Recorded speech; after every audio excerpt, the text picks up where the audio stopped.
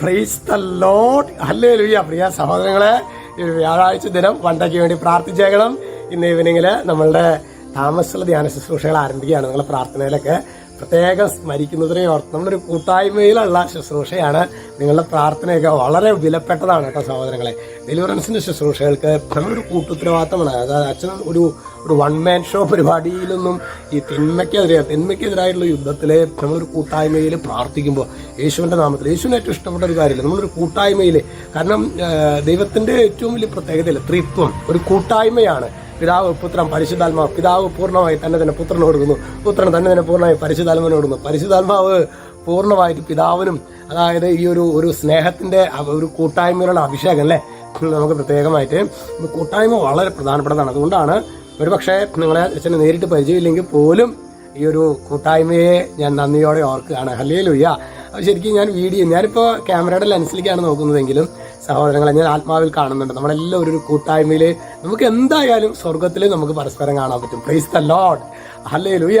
ഇന്ന് നമ്മൾ ധ്യാനിക്കുന്നത് യോഹന്നാന്റെ 1-ാം ലേഖനത്തിലെ 4-ാമത്തെ അധ്യായത്തിലെ 7-ാമത്തെ തിരുവചനമാണ്. അവിടെ വചനം വെളിപ്പെടുത്താണ്, പ്രിയപ്പെട്ടവരെ നമുക്ക് പരസ്പരം സ്നേഹിക്കാം.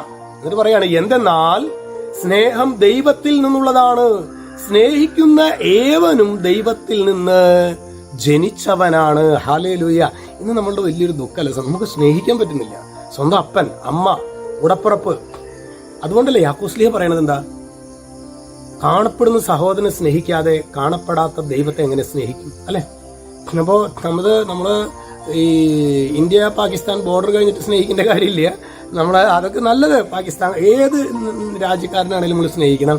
പക്ഷെ അതിനേക്കാളൊക്കെ ബുദ്ധിമുട്ട് ആരെയാണെന്നറിയോ? കുടുംബത്തിലുള്ളവരെ സ്നേഹിക്കാൻ ഏറ്റവും ബുദ്ധിമുട്ട്. അപ്പൊ നമുക്ക് ഇന്ന് നമ്മൾ വലിയ വലിയ സ്നേഹത്തെ കുറിച്ചുള്ള പ്രബന്ധം ഒന്നും അവതരിപ്പിക്കണ്ട. എൻ്റെ അപ്പൻ, എൻ്റെ അമ്മ, എൻ്റെ കൂടപ്പിറപ്പ്, ചിലപ്പോ സ്വത്ത് തർക്കമായിട്ടൊക്കെ ബന്ധപ്പെട്ട ചില ഇഷ്യൂസൊക്കെ ഉണ്ടാകാം. സാരല്ലേ, നമ്മുടെ കർത്താവിന്റെ കയ്യിൽ ഇഷ്ടം പോലെ സമ്പത്തുണ്ടെന്നേ. നമ്മളത് സ്നേഹപൂർവ്വം, സ്നേഹത്തെ പ്രതി എനിക്ക് വേണ്ട എന്ന് പറഞ്ഞവിടെ കൊടുത്തു കഴിഞ്ഞാൽ നിങ്ങളെ മൂടാനുള്ള സമ്പത്ത് കർത്താവ് നിങ്ങൾക്ക് തരും സഹോദരങ്ങൾ. നമ്മൾ ഈ 5 സെന്റ് ഭൂമി 2 സെന്റ് ഭൂമി എന്നൊക്കെ പറഞ്ഞ് അതിന്റെ പേരിലൊക്കെ വഴക്കും, എന്നിട്ട് വലിയ സമാധാനം പോയി, സ്വസ്ഥതയും പോയി, പിശാചിന്റെ അടിമത്തത്തിലായി. അപ്പോൾ അതുകൊണ്ട് പ്രിയ സഹോദരങ്ങൾ, ദൈവത്തിന്റെ വചനം, പ്രിയമുള്ളവരെ നമുക്ക് പരസ്പരം സ്നേഹിക്കാം. സ്നേഹം ദൈവത്തിൽ നിന്നുള്ളതാണ്. സ്നേഹിക്കുന്ന ഏവനും ദൈവത്തിൽ നിന്ന് ജനിച്ചവനാണ്. അപ്പൊ ദൈവത്തിൽ നിന്ന് ജനിച്ചവനാകത്തക്ക വിധത്തിൽ ഒരു സ്നേഹത്തിന്റെ അഭിഷേകത്താൽ നമ്മൾ നിറയപ്പെടട്ടെ. നമുക്ക് പ്രത്യേകം നമ്മുടെ താമസ ശുശ്രൂഷകൾക്ക് വേണ്ടി നിങ്ങൾ പ്രാർത്ഥിച്ചേക്കണം കേട്ടോ. ഈശോ നമ്മളെല്ലാവരും അനുഗ്രഹിക്കട്ടെ. യേശുദാവ യേശുക്രിസ്തുവിന്റെ നാമത്തിൽ ആശീർവദിക്കുന്നു. എപ്പോഴും എന്നേക്കും. ആമേൻ.